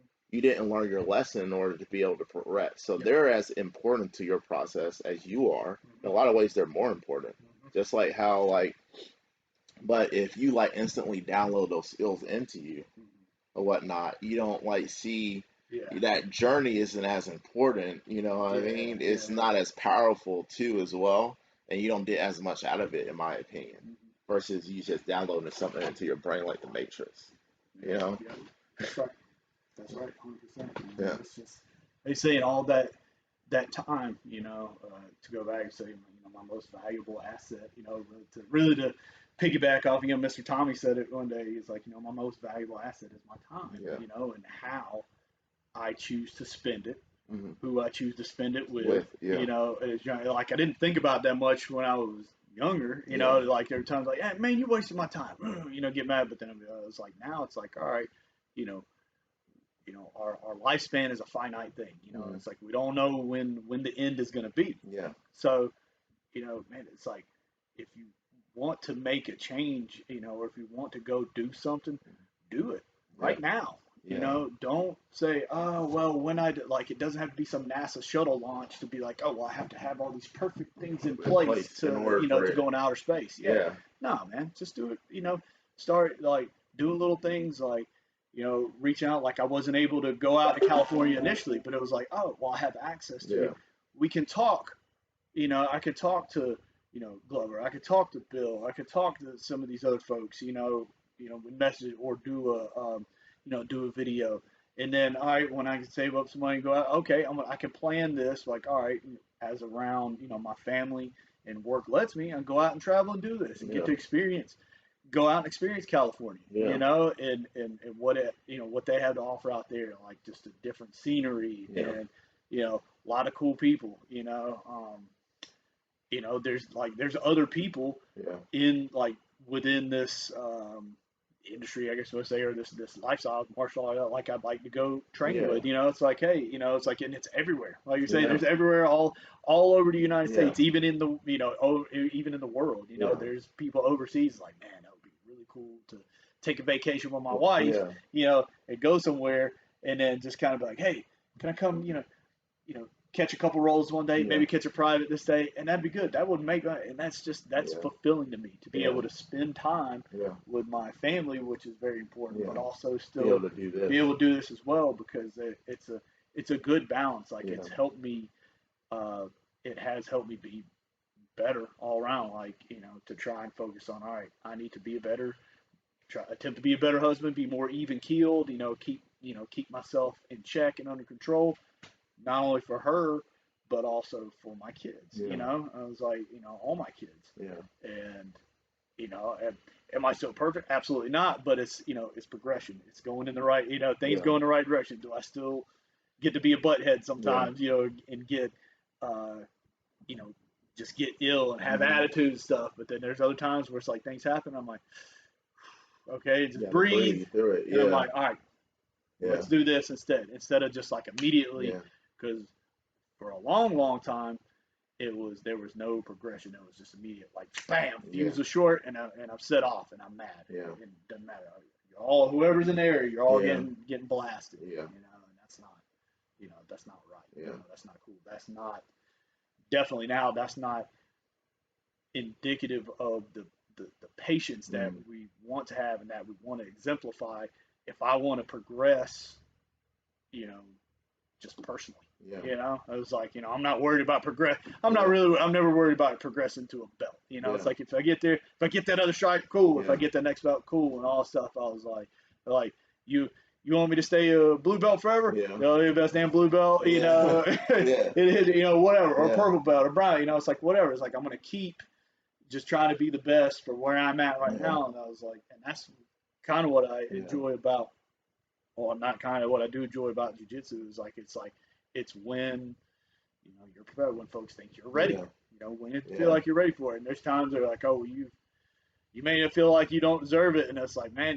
there's times people are like, man, you're still blue. I was like, yeah. I was like, dude, you're not rolling like blue. I was like, dude, I'm definitely 100% Yeah. a blue belt. Yeah. I get it. And I was Yeah. like, and I was like, I have good days, bad days. Like, I was like, there's some days things click, Yeah. some days things don't, you know, and I just, I want to enjoy this for what it Yeah. is, because then one day, because we're not, not going to work backwards. Yeah. I mean, like, I feel like that's way better. Like, just focusing on getting better, Yeah. focus on enjoying the Yeah. process. Yeah. I think I learned from my childhood, one of the biggest thing I learned is I want to enjoy life. You know what I mean? I don't want to spend my life angry. I was angry most of the time growing up. And then something clicked, and I was just like, yeah, I don't want to be angry all the time. Yeah. I don't want to be mad all the time. I don't want to hate people all the time. Like, I want to enjoy the journey or whatever and see what I can do to help other people's path be that much better. You know what I mean? And that's part of doing that is just trying to look for ways to make myself a better person. You know what I mean? And one of the ways I've been trying to do that is just by learning. Learning and being open to hearing other people Yeah. and enjoying the process of being around Yeah. other people too. Yeah. You never know when you're not going to be around them anymore. Right. And I think one of the coolest thing, going back to even what we talked about before, about like what Chris has done is how he talks about how he wants to leave politics and stuff off the map. Yeah. And the reason why I like that is because I grew up around so much of politics and everything was based off of politics and agenda. And I think that is it makes it a lot easier to get to know somebody personally, but those things aren't involved. You just learn who that person is, and what their story is, Yeah. and what their background is, Yeah. and how you two connect and have a better connection. I think that's one of the things jujitsu, and there's other things that help out with that.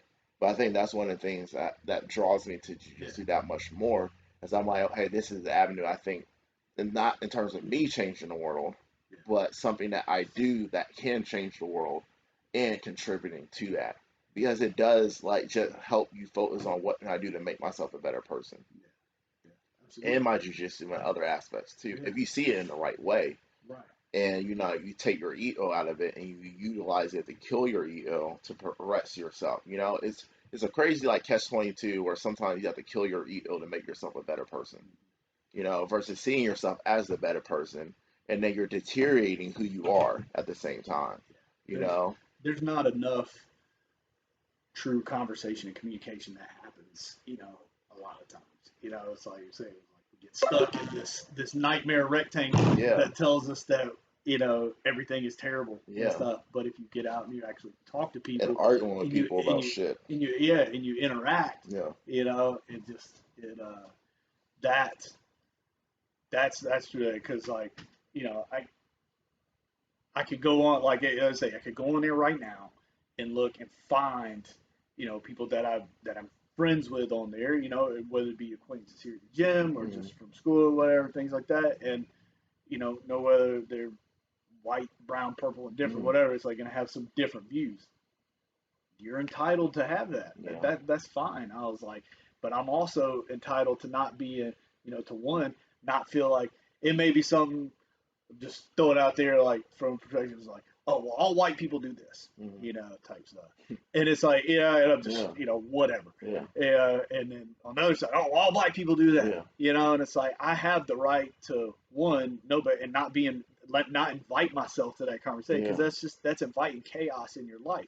yeah, Now I'm saying, like, to be realistic, there's conversations that can't happen, but folks are so polarized on whatever it is. We're not. You can't have a legitimate conversation uh, between two different. I don't say you can't. There's a lot of folks out there that can't because they're so very stuck on this one thing and they're not yeah, allowing themselves to see it from another person's yeah, perspective. And so without getting in that hole, yeah, because I mean, like I said, we could go down that rabbit hole of stuff as well. But yeah, like keeping it off the mats, and hmm stuff like that. It's like, I could, like you say, we could go on there and do things like I have talked to you face to face. I hmm know you better, like in here, like I've seen some folks from, even from the gym be like, oh man, blah blah blah blah like that, and I'm like, I don't 100% agree with that, but I don't need to start an argument on Facebook or yeah. Instagram about it. I was like, because that's what it is. I was like, if anything, you come and be like, hey man, would you like to talk about it? Yeah, Like that's when we like don't PM do that. We becomes don't your identity. right. We don't sit It down can't. and have conversations about stuff. Yeah, I was like, hey, because things change. Like people were very very comfortable with yeah. doing that and think Yeah, there's that makes it way easier to do things. right. It's even like to the point where like even talking to Earl or whatever, it was way yeah, easier entering Earl DMs than actually walking up to her in person. Not saying that I haven't done that or whatever yeah, before. yeah. You know, I got but I'm saying that is very much a reality of nowadays. And I feel like it makes it easier for people to say shit they want to say to you in person yeah, too. yeah. I mean, it's all that, and it's not conducive to what the as far as what we're trying to have, the peace that we're trying to bring to people. Hmm Because this is, people use cliche, and I would say it's cliche, but people use the terms like jujitsu saved my life, hmm stuff like that. And some people make fun of that, and I guarantee you, a lot of instances, that's I would guarantee you that that's true. Some people just start off doing it and continue to do it, and they had a good skill set at it, and they hmm just got good at it. But as far as the mindset hmm aspect of it, it probably did. It probably very well could have saved their life, Yeah. and given them, outside of whatever they were doing, the purpose and direction, the hmm motivation to, man, I need to be better Yeah. in my life, just in general, Yeah. having a real martial arts mindset, Yeah. so yeah, that mindset training and aspect, like there's a hmm really cool dude, I've never talked to him, but it's a mindset Mike. Uh-huh. I don't know if he's like, I follow him on Instagram. Like the dude I does, think you told me about him yeah, before. like he Like, didn't you does. say he had like a book? He might have books. I'm It not might not be not that 100% person sure. then. Yeah, Yeah. I'm not 100% sure. But he's a wrestling coach, but he also does like he's like a wrestling mindset, but Mm. he's also got martial arts mindset. Like one of the guys that I've talked to and followed, Junie hmm Junie Ocasio. He's out Yeah. of New York. Yeah. Yeah, like he, I've bouncing I've had great conversations with him. Never met the guy, Yeah. in life. I mean, it'd be cool to meet him Yeah. sometime, but New York's like on some, they're on Oh, crazy some other lockdown shit. stuff. Yeah. Yeah. So, but he trains out of Unity up there, and just bounce, things back and forth and have very meaningful conversation. And, he's a real dude, nice guy. Um, he, but for his competition, but it's not just competition. I think it segues into his life, Yeah. like his personal life, like pre jujitsu stuff, and then get into that, and to get his head. But he has a mindset coach, and he pays for a mindset because that helps him stay focused. Like his consistency in training is doing that, but the way that this guy approaches it is really good stuff. I mean, there's a lot of fantastic people out there that are able to reach out to folks, do it like I follow probably so, but that Mindset Mike guy, Inky Johnson is one. Another guy, Ed Milet is another one. I'm trying to think. I mean, those are just three off the top of my head. I do think the mindset is the most important thing. I think one of the biggest things for me is just getting my mind into it in terms of that personal belief. You know what I mean? And it was so my progression doing things was where I felt myself like saw myself as a loser, so to speak. You know what I mean? But then I was like, hey, well, I'm become a loser that just does not give up. Just have that tenacity to keep going. You know what I mean? But then I found out that that's not good enough. Like I can't go into things with that mindset. I had to be open. You know what I mean? And so I had to be open to the possibility of winning, not just in jujitsu, but other aspects of my life too. Because like when I started seeing myself that way, it helped keep me from. I would do things, but it was an autopilot where I would do things, but with the expectation of failure, versus the opening of actually succeeding. And when I would do that was when I would do things out of that, I would not be on my A game. I wouldn't think through things as much. It was like a lot more autopilot, and then I would have the energy where I'm basically feeding things negative energy. Expecting not even expecting a positive outcome. I was like, what I need to do is I can't do that. I still need to feed things a positive and come to terms with losing if I lose. But it still has to mean something. And not making things not mean anything. Were you doing it to succeed or doing it to not fail? Doing it to not fail and doing it so I won't feel as bad if I do fail. You know what I mean? Yeah. But that failure should mean something to you versus it just being like whatever. You know what I mean? So like going into things with more of a emotionally tied to things too, and having a balance with that. In all aspects of life, so that I can work harder to actually succeed. And I'm not doing things on autopilot. And so I think that's like one of the important like humps that I had to get over. You know what I mean? For sure. Like even like doing this, it's not like the goal of this is to be consistent. And the goal of this is to be able to get out other people's stories and mindsets and opinions and learn from people. Because one of the biggest things I learned is that I have to take people person by person. And I have to see general, but I have to take people person by person and see how that individual person is, and judge that person individually like that. And so like being able to do that, but then also able to platform with other people and be able to tune in and listen to people and be able to see how their story can help them, and not just like famous people everybody knows or whatever, but everyday people, And I feel like everyday people, you associate with them a lot easier than somebody that's famous because they're already a wall there because that person's famous. Even though you can have that, hey, well, they succeed or whatever, I want to succeed and be like them and everything like that. But it's like, it's all the struggles that happen. They're unilateral in terms of dealing with other people too, And so when we see somebody else that's like going through it and like still progressing, and then it helps us mentally like be like, oh, hey, well, we can go through this and still progress, Plus, I feel like one of the best ways to get knowledge is through through somebody else in a person. Like a lot of like traditional like places, like they went off of oral history, where you sat down with an elder and the elder talked to you about their story and what they learned from their like those that came before them, Mhm. and then you have that back and forth, and there it reminds me of a proverb. It's like when an old man when an elder dies, Mhm. it's like a library gets burnt down, Right. but it's an interactive library. Mhm. You know what I mean? So the more libraries Mhm. yourself to be able to interact with, the more you actually gain, Yeah. as a person, and it helps you then pass that down Mhm. to the next generation too, you know? Yeah. Another good one too. It just popped in my head, and I actually went and trained at his academy when I went out for a business thing Hmm. with my wife. Like she had it, so I just traveled out there and spent some time with her. But it was in we were in Phoenix, but he's just outside of Phoenix. But it's Gustavo Dantas. Yeah. He has it's the BJJ mental coach.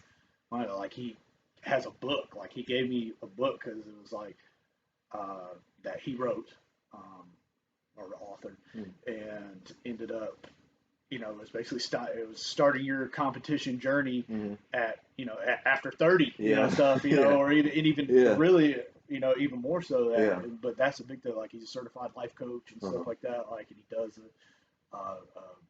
podcast, like he does so in English, some in Portuguese. Yeah. He has a lot of big names on there, a lot of like bringing in people to to share their story and Yeah. share that stuff. But it's really cool. Like the book's fantastic.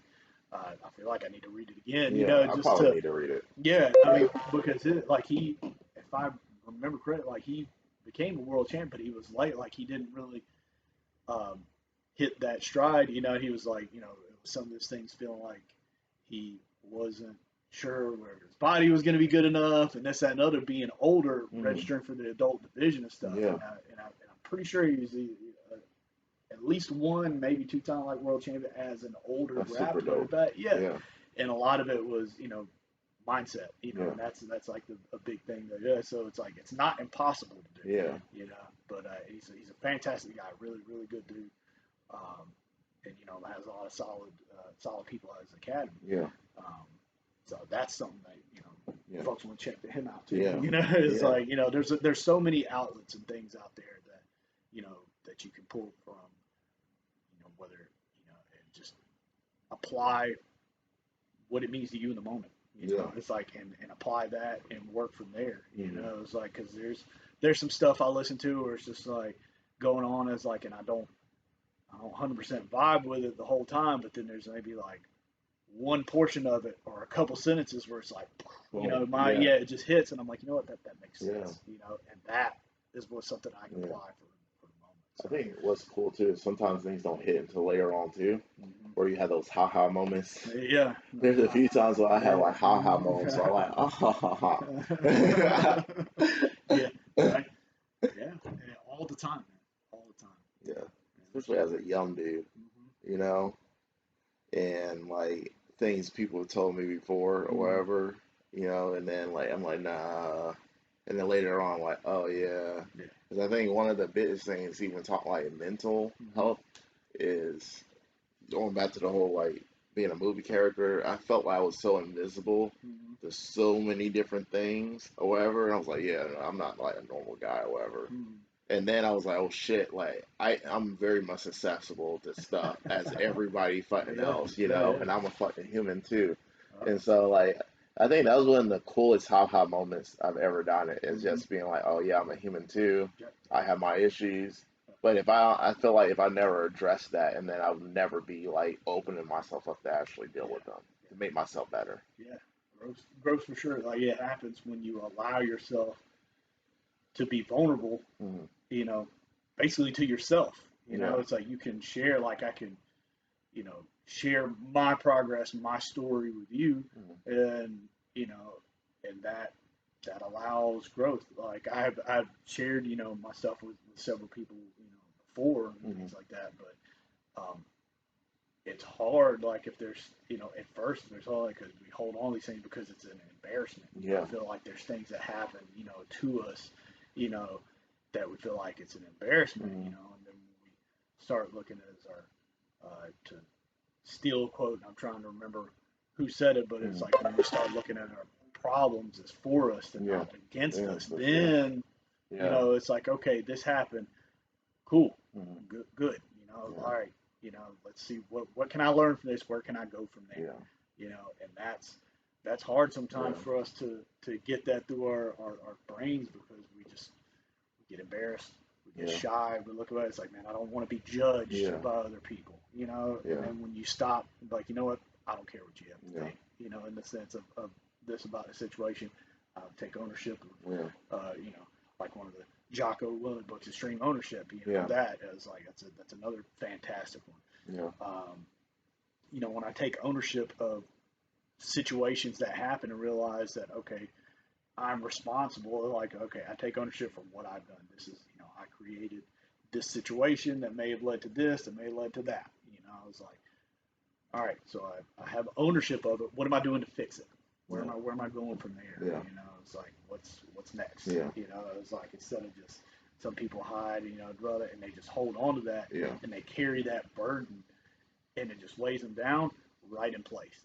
Yeah. Stay stagnant, Yeah. and then nothing happens after that. You know, they just, you know, it's like it may happen, and then all of a sudden it's like, you know, they're in here, like, you know, that gets to segue into jujitsu. Yeah. Okay, but folks getting the blue belt blues, right? Yeah. It's like, man, I'm in here. I was like, oh, Yeah. you know, Not. it's like get my Yeah. blue belt. It's like, man, I'm just sucking butt, and then all of a sudden people Yeah. split. And you never see And them then again. they don't open up the opportunity of them being better later on. Right, You right. know. They're not seeing it through. But like, okay, I just have to accept it. I'm gonna suck. I'm Yeah. not gonna be, you know, I'm not gonna Yeah. be, you know, be beating everyone. You Yeah. know, it's like, and I don't have to win every single roll. I don't have to, Yeah. you know, it's like, you know, to be able to progress Yeah. on. Then when they get that frustration, Yeah. they leave.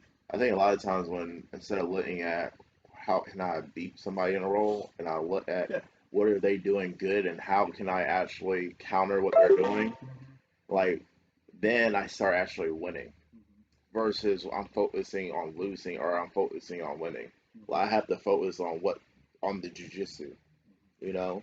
Like jujitsu isn't rolling. Jujitsu is the steps involved in rolling. It's the analyzing how to use leverage, you know, and how to use the mechanics of a body in order to control somebody else, and in order to manipulate them to get what you want. That's what jujitsu is. And I think when you see and you try to roll based off of that versus based off of taking it personal, like I want to win or I need to or I win because it's me Right. versus I win because I have good jujitsu. Yeah. You know, and I feel like the same thing with life. Like people talk about how life is like a game. You know what I mean? Like there's certain pieces, you know, there's certain like moves that you play that will help you progress in life. That isn't personal to you. It's just what life is. You know, life essentially to me is like you developing a story. Yeah. You know, you're a storybook or whatever. Yeah. That, but the aspects of a story or you know that's in your life or in other ones too or whatever in terms of the foundation and the fundamentals of it and stuff, so how you learning the game or whatever or the structure of a story and help you progress your story in the right way, you know.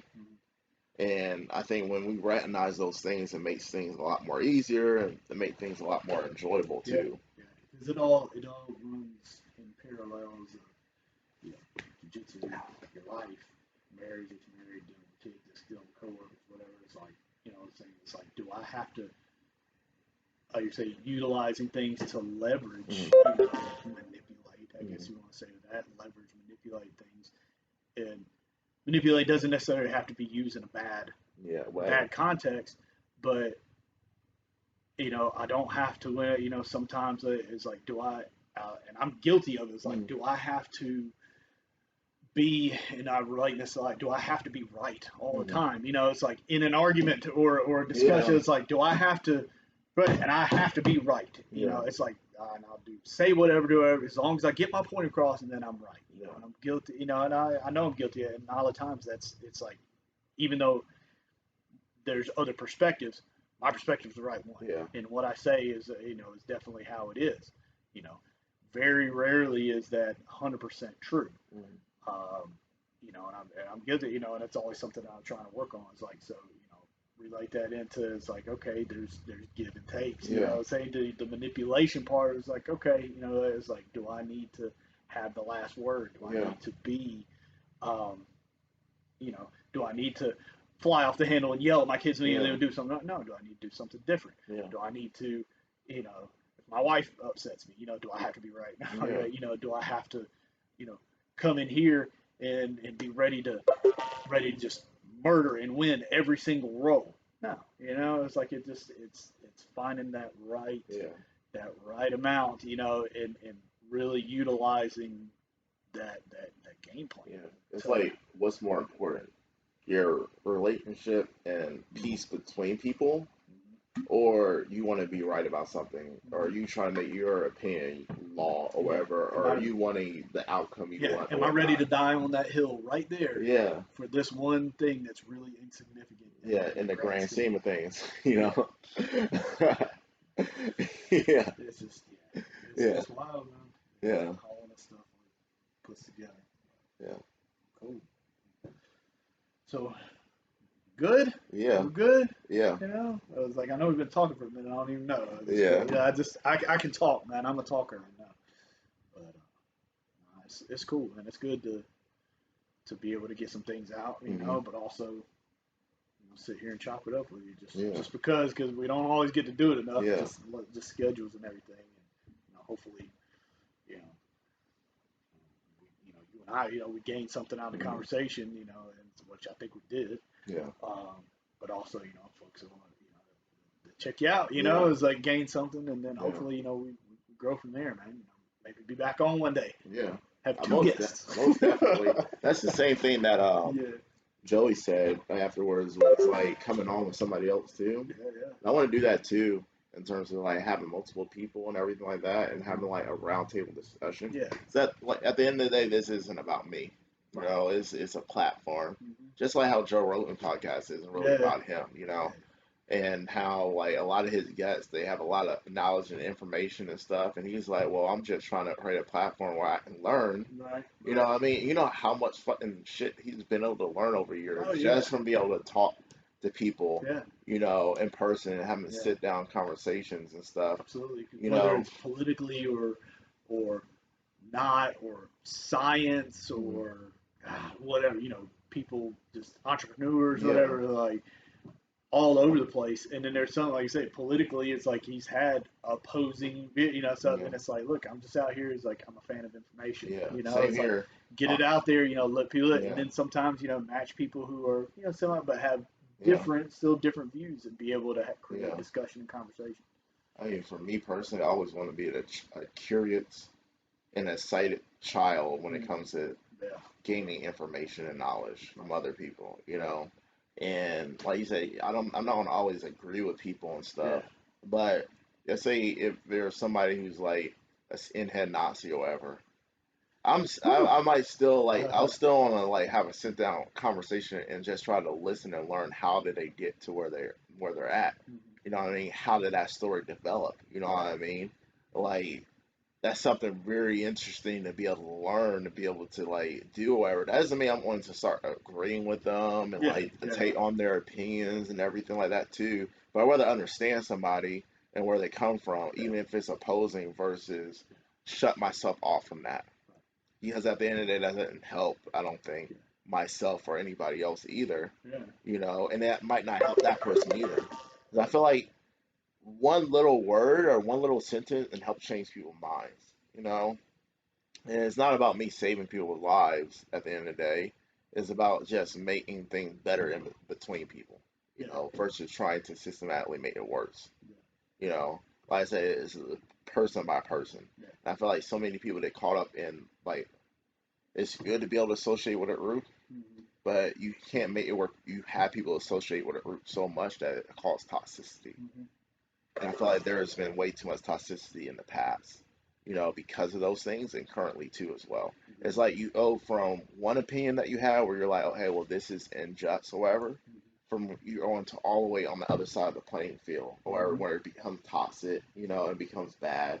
You know what I mean? And it becomes where you start becoming like people's enemies and trying to do this, that, and the other, Mhm. versus taking the issue for what it is and addressing that issue, and then trying to make that thing better, like individualizing that, Yeah. and always recognize what the goal is when it comes to that. And it's other people's responsibility to not take that person's one thing that they're upset about Mhm. or happy about Mhm. to pull them into their agenda and shit. You know Right. what I mean? Which I've seen that too.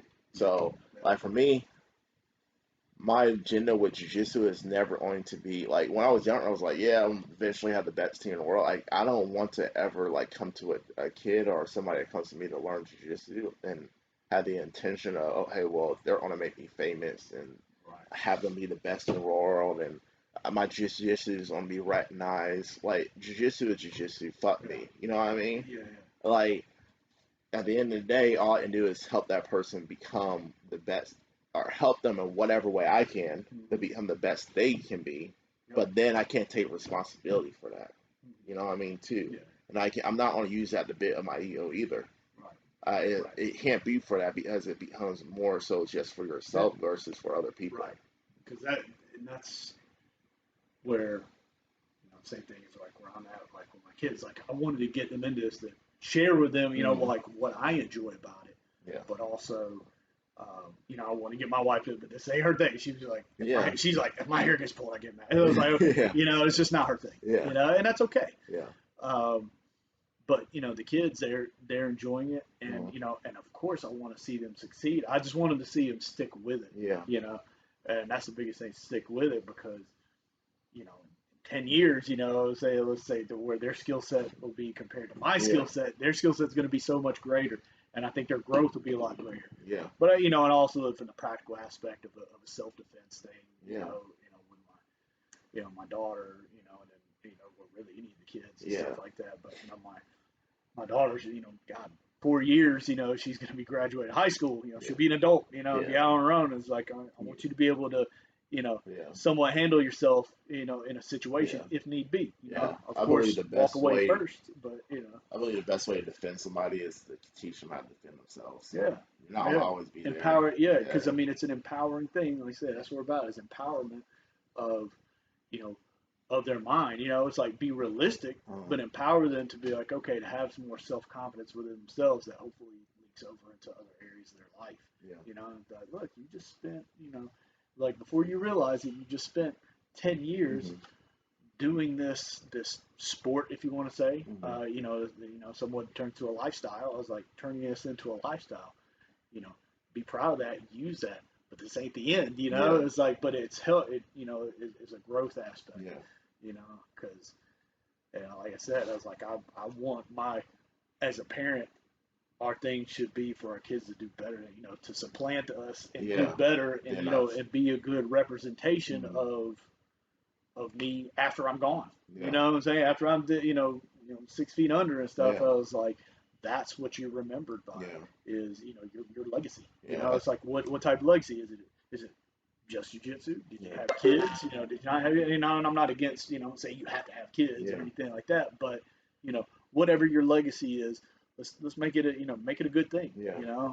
My And dad has on the wall is a quote from T'Challa's dad mhm, from Black Panther. mhm, Like saying like his mission is to prepare his children for his death. mhm, You know what I mean? mhm. Because like you said, the end is like That's it. that. Yeah, Mhm. is everybody's going to meet it. And Yeah. back to that guy, he was talking about how there's I forget what place it is, but it's like this small country. They're one that the happiest people per capita, Mhm, but they're like a huge Buddhist country. mhm. And one of the things that they have everybody do, like a requirement every day, is to think about death. Yeah. You know, but it's like it's like a reverse thing. It's not like, oh hey, well you're dreading the end. It's Mhm. like we're happy that we're actually living life Yep. and that we're not meeting our end. But then also we want to be happy leading into it versus sad and depressed and all those different things. Matter of fact, I wear this. Like I said, I wear this every day, or Hmm. just about every day. It's got a little skull on one side and a little guy on the other, Yeah. but it's got Latin on there, and it says like on the skull side it says Memento Mori, Yeah. and on the other side is Memento Vivere. I Yeah. believe if I'm pronouncing that correctly. But Memento Mori, well, Yeah. it's like it's roughly translated. It's like remember you will die, Yeah. right? And then on the other side, it's like so remember to live, Yeah. right? So and that's it's just something like some people carry like little challenge Hmm. coins and other stuff. Some people carry whatever. It's Yeah. like it's something just kind of at times when I start thinking about just my mind, go off in the left and right field, just some stupid stuff. I'm like, all right, you know what? Let's make it simple. Simplify your life. And simplify your mindset Mm-hmm. on, remember you will die, right? And it's like, so you got to remember to live. And what's important to me, what's important to me may not be important to you or somebody else, but what's important to me right now is what, how am I going to choose to live? Because I know that I'm going to die. How am I going to choose to live? Yeah.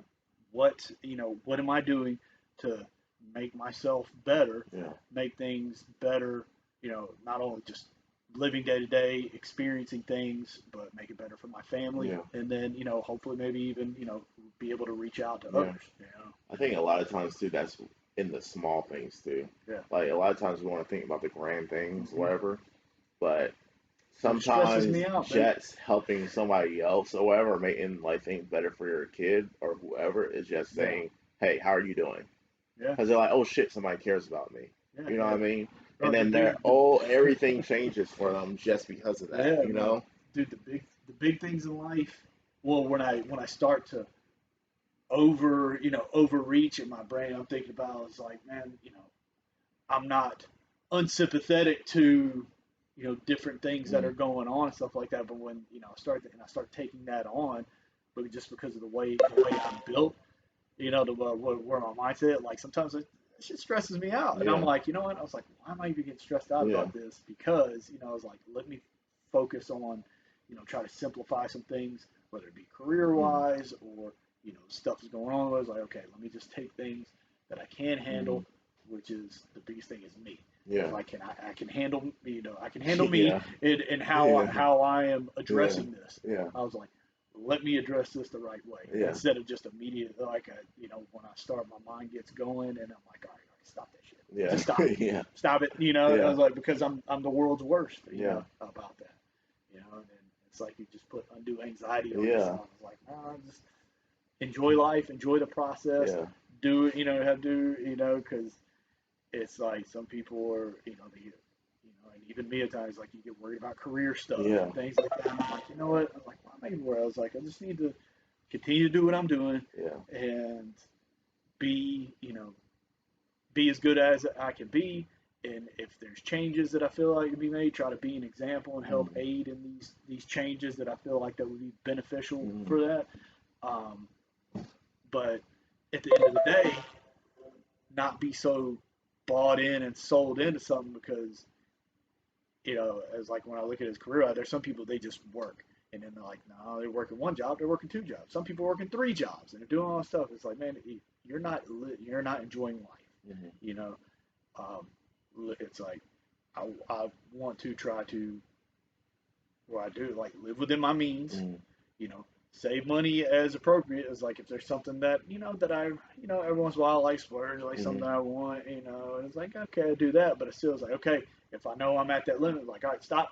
I'm not going to spend money on anything that's non-essential. All right, and then and all that. But if I'm doing these things and I'm at my job and I die, guess what? Your job's going to be posted. Within 5 days, they're going to have a posting to fill your position. So some people are just working themselves to death and not enjoying the things of spending time with their family, doing activities that they want to do. And some of these things, they don't cost money. They just, you have to make the time for it. So it's like, it's just crazy, with all that. So it's like, that's something that, I'm not saying be lazy, go around and just say, hey, you get what I'm saying? It's like, it just, find something that you can do well at. It's like sometimes there may be those sacrifices where we got to go to school. We got to, we may have to work extra hours. Or we may have to work. Sometimes a second job is to make it through certain things. And then to position yourself for for better education, maybe a higher paying job or a different job or something. There's things that sometimes the changes need to be met, but at the end of the day, don't overextend yourself into one area or the other. It's like I would love to be in here as much as possible training jiu-jitsu.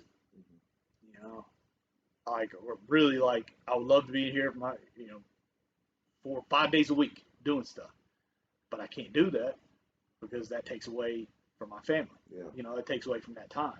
You know, that's not feasible. That's Yeah. not reasonable. So that's unhealthy. Yeah. You know, it's like for where I'm at in my juncture Yeah. of my life, you know, that's unhealthy for what my Yeah. lifestyle I think it's about deciding what you want your story to be involved in and what you want your story to be about, and finding the balance between those different aspects of that. You know, because like you can't overdo it in any one thing, is. but when you find the balances between those things, you Yeah. feel a lot more harmonious here. Yeah. You know, I feel like, and then also acceptance of the Yeah. time period in which you're in, Yeah. but not like cutting yourself off from the time period in which you can be in the future. Yeah. Because like I said, I've talked to, you know, Dover, talked with, um, you know, several guys, like even reached out, like messages like Gary telling me, you know, you apply stuff like that. And it's like try to get anything because I like how those guys do jujitsu, you know, as far as like, you know, just their style, their pace, and Yeah. all that stuff. And it's like, you know, what, you know, it's like I know you like rhetorically asking Yeah. them like, hey, what do you do? What is Yeah. it? What is it that ends up being, you know, your secret of success? You know, Yeah. it's like, and you know, obviously I know it's like you got to put in the time. Yeah, it's like, but they're really like at their heyday. Yeah. You know, which Gary's still active and stuff, Yeah. but you know, some of the guys that are older, you know, all of them, it's the same thing. It's like they've had to forego some Yeah. meaningful relationships. Yeah. You know, as far as like, you know, with a female or Yeah. having, you know, they don't have kids, they're going to have a family, you know, there's like, because what their goals are, you know, these things aren't going to allow that. Yeah. And that's not anything Yeah. bad for them. That's what they want to do. Yeah. Cool, right on. You know, it's like I get it. You know, it's not impossible Yeah. to do those things with a family, but it definitely makes it lot a little more harder. difficult. Yeah, because you know, you've got other responsibilities. You know, to be Yeah. a quality you know, be a quality. Yeah. You know, whether you decide to get married or not, but being a quality partner or husband, to being a quality father. All it's like you have to move Yeah. stuff out of this and move it over here to being with Yeah. that. And I was like, so, you know, to put themselves in that position of high level, Yeah. like extremely, you know, and either have done it or still doing it at a high level, Mhm. you have to sacrifice. Yeah. There's sacrifice that had to be Yeah. made. You It's know? like what Gordon Peterson said, the same thing. Like you have to pick your sacrifices, Mhm. but you can't blame other people for your sacrifices either. Yeah, yeah, You know, then you start being toxic to other people. You have to be satisfied with your and find the joy within what you chose yeah, to. yeah. You know, because enjoy the life in which you chose. You know what I mean? Don't put so much pressure on what you do or don't have. And sometimes when that happens, you keep yourself from the opportunities in which you can actually be able to jump into too. Yep. You know, yeah. We're on to end it I know, man. right We've been before going 2 hours. Woo! But I feel like it was a very good discussion, and Yeah. I mean, this is basically just like y'all be able to view in on what we were talking about person to person anyway. So I feel like all these are good questions and good answers, and whatever you got from it is what you're supposed to get from it, not what I'm trying to give you. And you always have to do that. Always have to pull things out from what would help you in your life and your story. You know what I mean? Versus me trying to like hand give people whatever. You know what I mean? It's all about perspective, and everybody's perspective is only be a little bit different because everybody has a world within themselves. And I think we have to recognize that world and appreciate those worlds. But thank y'all for listening in, and peace.